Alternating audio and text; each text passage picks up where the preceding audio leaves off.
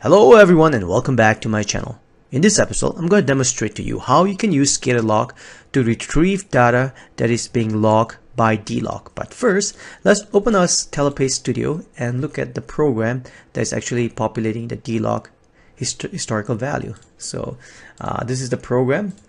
Essentially, there's nothing much to it.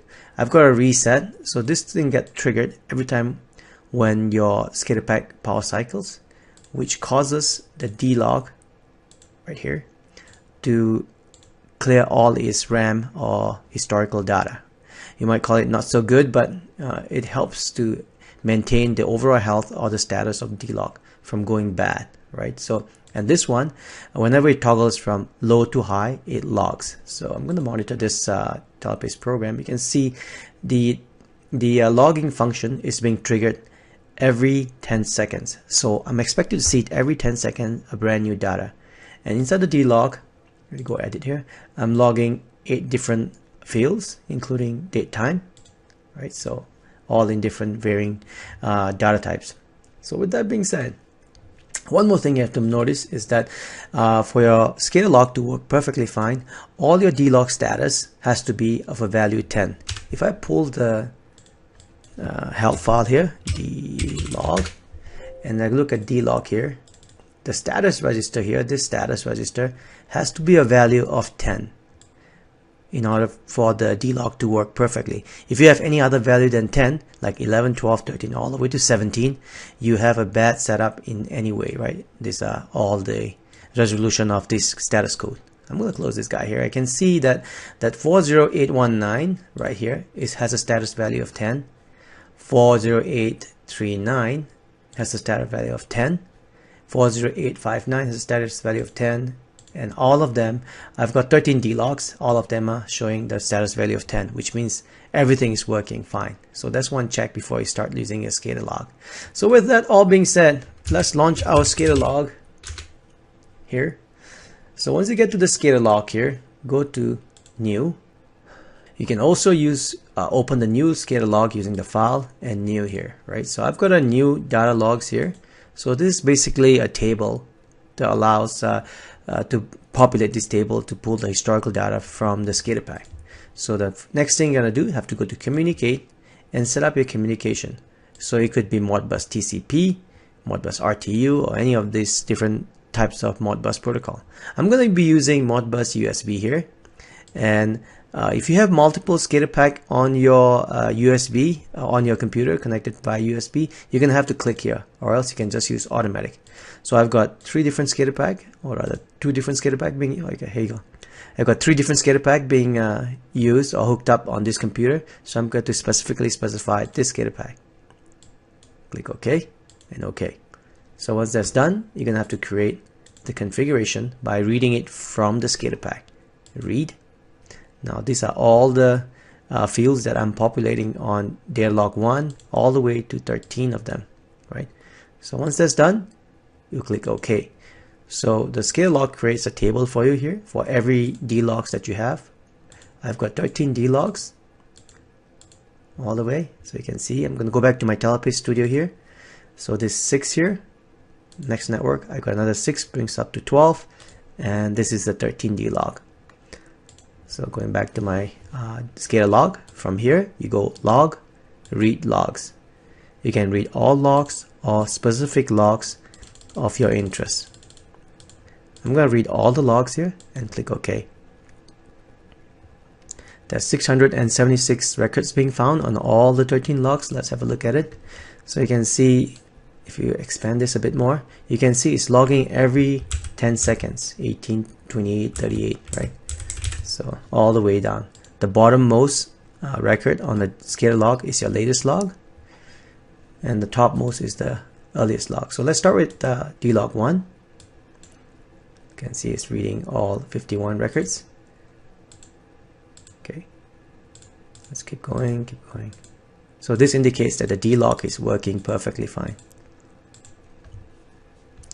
So I've got 51 records so far. So if I go and hit read log, what it's going to do is going to go ahead and pull back 52nd, 53rd, and all those other logs that's coming in every 10 seconds, right? So I'm gonna on this DLog here, I'm gonna be able to store up to 100 records. But if you want to go past 100 records, you have to go to the DLog here. Let's say I'm gonna look at DLog number 1 here, and go to Edit. And on the in this section here, when it comes here, this is the place where you have to define the number of records being stored, and hence there'll be 100 records here in a few moments. But this sequence is a running sequence, right? It starts with 1 when you first power cycle the SCADAPack, or when these 2 bits get toggled in sequence, and then this starts at 0.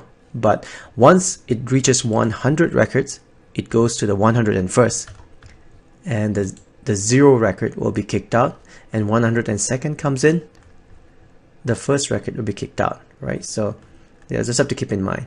Another thing is that this SCADAPack here, it gives you a false impression sometimes that for some reason, if your DLog stops working and you have this session open, when you do a DLog read, it just keeps populating while preserving the older data. So keep in mind. So what you have to do is you have to close this session here, don't save it, and launch your SCADALog again one more time.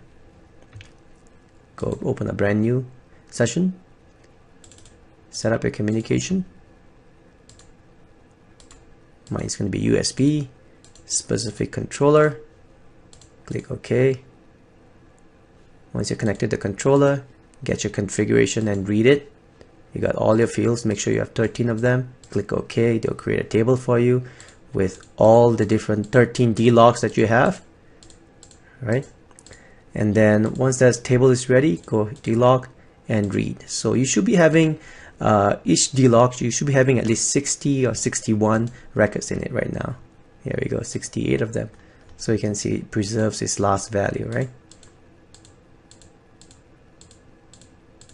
So if for some reason, if you're not populating, the way to mitigate this not populating issue would be to, let's close this guy here. Oh, you know what, let's keep this going for now.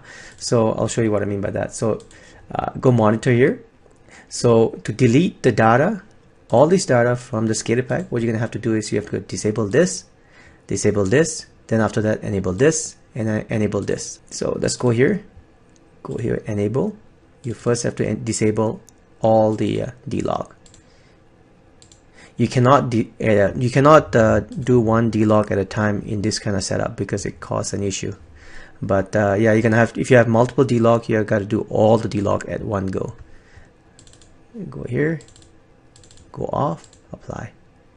So essentially right now, if you go to read this thing, there's no more DLog being populated, but you'll maintain whatever is last. Look at that, it's just giving you error now, right? So so the DLog's not present at all. So this one has to be off. Okay, so once that's off, now your DLogs is deleted. Let's try reading. I've never tried this before, but read. See, there's no configuration and does not match. Your DLogs are completely annihilated. So in order to create a brand new DLog, what you're gonna have to do is you're gonna have to first enable your delete, and then enable your enable of the DLog. Once that's done, let's go open your SCADALog here, a brand new table, go communication, set up the same way. Mine's going to be USB, specific controller, this guy here. And then now let's read the configuration from the SCADAPack. You can see there's 13 of them now. And it will create a table for you for all 13 records, 13 DLogs. Go DLog, now you read the data from the DLog. And I'm expecting to see it starts from 0 because I started brand new. You can see all of them starts from 0. Right, so if you do that, it will clean up all your DLog.